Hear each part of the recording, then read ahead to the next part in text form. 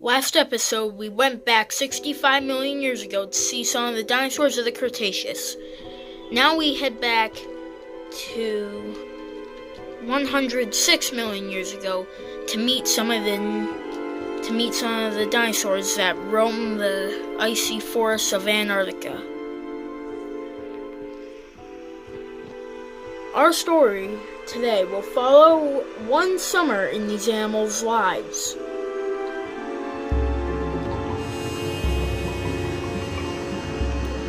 But this story is not about the herbivores. It is in fact about the polar Allosaurus, thought to be a relative of Australopithecus.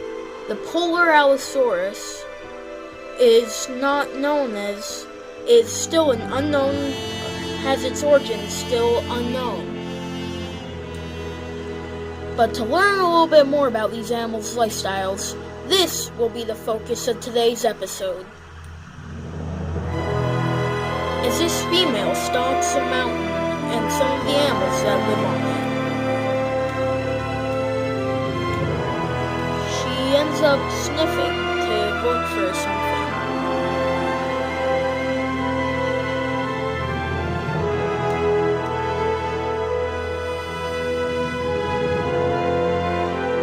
As the herbivores will soon find out, these relatives of Australopithecus are not as peaceful as they once seemed. Nevertheless, this female finds two males. They share a feeding spot.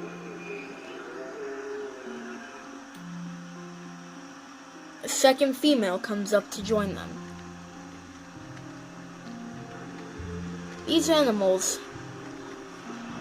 All these animals are doomed. But for now, they are the ones that are built the best for survival of these frozen forests.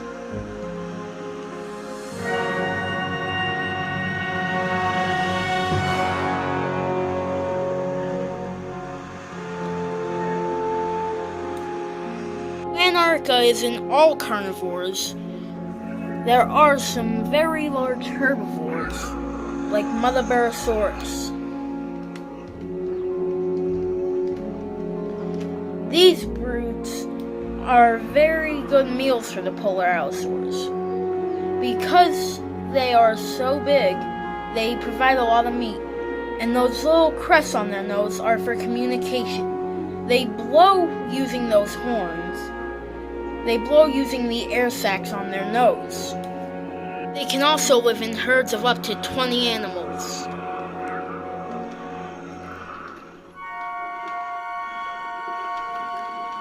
As the polar Allosaurs approach,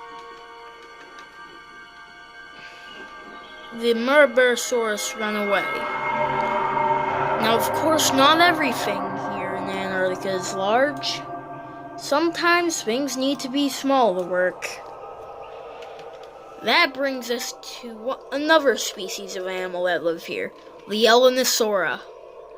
The smallest animal you can find in Antarctica at these times, the Elenosaura was a relative of Dryosaurus. Being a theropod and a herbivore wasn't really an accepted idea until around probably 1990. Even then, some paleontologists were still skeptical of the idea that not all theropods ate meat. This little female Elenosaur is walking along the banks of the river.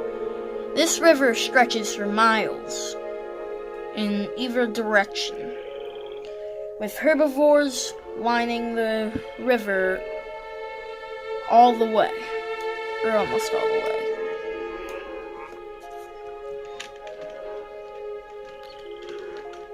And going through this underbrush, we find a meeting place of Motherbarosaurus.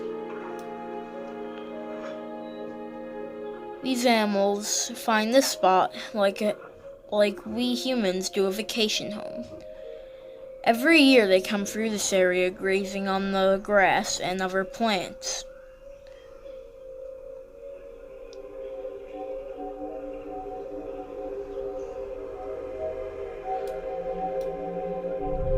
So right as the skies clear up, the animals have perfect conditions for another day.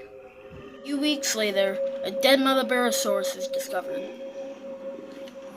Taken down by the polar allosaurs, this proves that they are the most dangerous predators.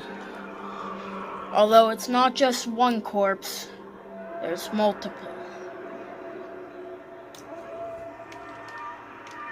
Taking a drink after their kills, the polar allosaurs have accepted this new area. Not leaving the mountain very often, they will soon suffer the consequences. Nearing the end of the Middle Cretaceous, these animals will soon be wiped out by worse and worse cold snaps.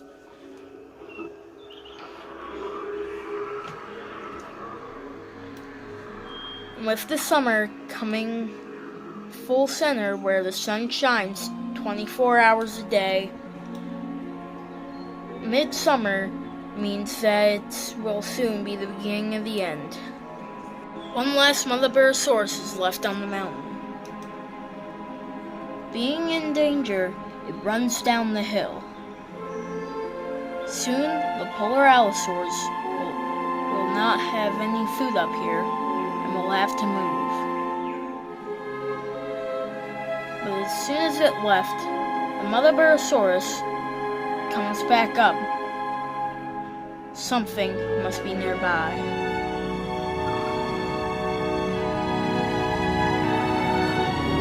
Suddenly, polar allosaurus shows up.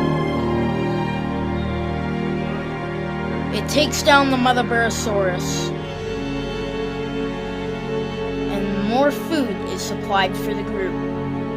Nearing the end of summer, the days are now starting to get winters again.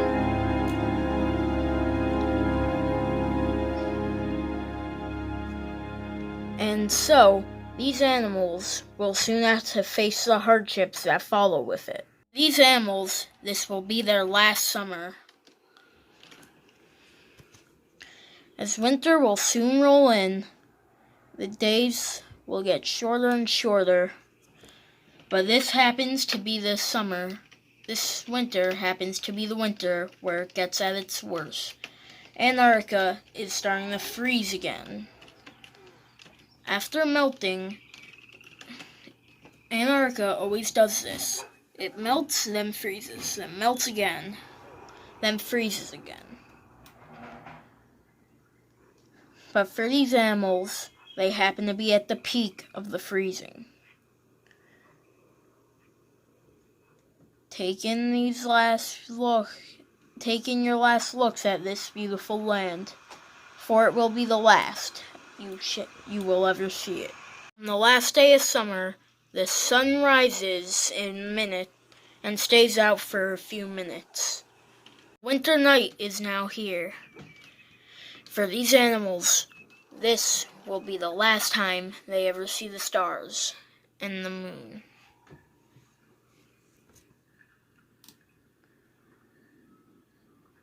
This world of darkness is the last world these animals will ever see. And now, as